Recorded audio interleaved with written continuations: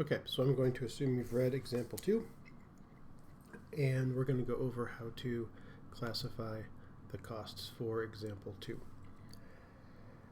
The first cost we need to classify is facility rent. Is facility rent an opportunity cost? No, an opportunity cost is a benefit given up by not choosing something.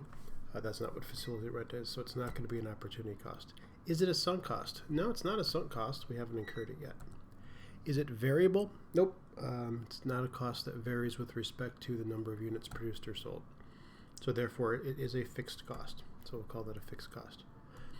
Is it a product cost? Well, it does relate directly to the production of the product, but it's not direct materials or direct labor, so it's going to have to be manufacturing overhead.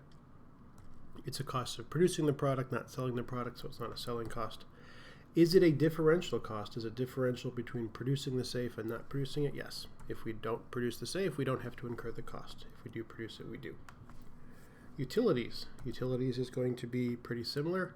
Not an opportunity cost. It's not a benefit given up. It's not a sunk cost. We haven't incurred it yet. It's not variable with respect to the number of safes we produce.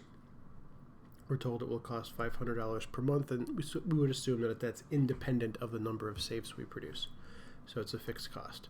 Again, it's a cost of producing the product, so it's not going to be a selling cost. It will be a product cost. It's not direct material or direct labor, so by default it would be manufacturing overhead. Not a selling cost, and again, it is a differential cost because if we don't undertake this project, we don't have to incur the cost.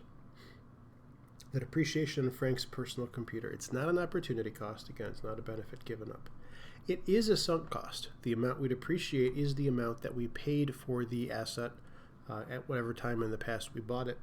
We can't undo it. We can't sell it back to its original, or we can't return it to the place we got it from. So we can't undo that cost. It is a sunk cost. It's not variable with respect to the number of units we produce, so it's fixed. Because we're using it to oversee the production process, it is a product cost. Again, it's not materials or labor, so it's going to be manufacturing overhead. It's not a selling cost. We're only using it for production. And in this case, it's not a differential cost. We've already incurred the cost of the personal computer. We can't change that. We can't undo it regardless of this decision, so it's not differential. Equipment rent. Not an opportunity cost, not a sunk cost. It's not variable. It's fixed per month. It's not direct materials or direct labor. It is manufacturing overhead, and it is a differential cost. So a lot of the cost of having the facility and the capability to do the work sort of have the same categorization. They're fixed because we're buying capacity. It's not the cost of doing actual work, but it's capacity. It's manufacturing overhead because it's not materials or labor, and it is differential. The material costs, we're told material costs are $50 per unit. Not opportunity cost, not a sunk cost, haven't incurred it yet. It is a variable cost. Number of units we make will determine the total amount of cost. And it's variable, so it's not fixed. It is a direct material cost. It's the cost of the materials it's made of. So it's not material, it's not labor or overhead. And it's not a selling cost, it's a cost of production. And it is a differential cost. Now let's look at our labor cost. It's not an opportunity cost, it's not a sunk cost. Again, we're told the cost will be $10 for every unit made, so that makes it variable with respect to the number of units made and not fixed. It's not direct materials, it is direct labor. Because it's direct labor, it's not manufacturing overhead, not a selling cost, and it is a differential cost.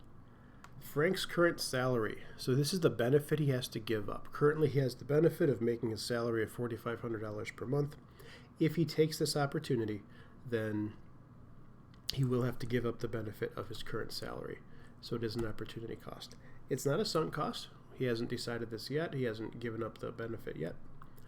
It's not variable with respect to the number of units made. It is fixed with respect to the number of units made. It's his decision to give up his current job and pursue this new opportunity that would cause him to incur it. So whether he makes and sells one of these new saves or 10,000 of them, it doesn't matter.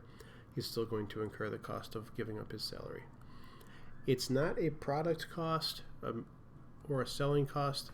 Frank's personal opportunity cost is not a cost of the business. It's a cost to Frank, but it's not a cost that's going to show up anywhere in the business's books. We don't record opportunity costs anywhere.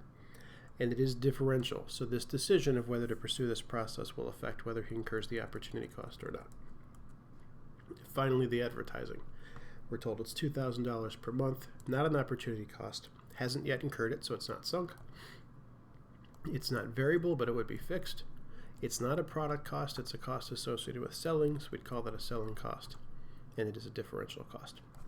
So I hope this has been helpful in determining why we make the cost classification decisions that we do.